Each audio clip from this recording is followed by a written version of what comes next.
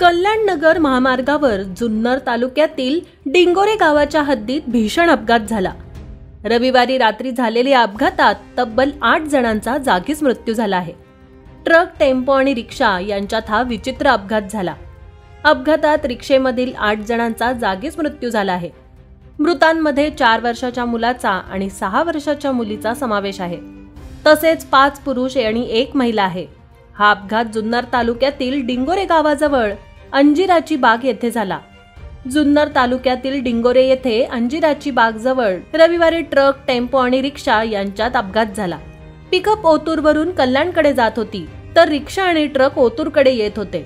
अपघातात गणेश मस्करे, कोमल मस्करे, हर्षद मस्करे, काव्या मस्करे, नरेश दिवटे यांचा जागीच मृत्यू झाला। तसेच इतर 3 मृतांची ओळख पटवण्याचं काम सुरू आहे। रिक्षा चालक नरेश दिवटे यांची ओळख पटली आहे, मात्र रिक्षातील इतर 3 प्रवाशांची ओळख पटवण्याचं काम ओतूर पोलिसांकडून सुरू आहे। पिकअप रिक्षेमधील 4 जण हे जुन्नर तालुक्यातील मड पारगावचे रहिवासी आहेत।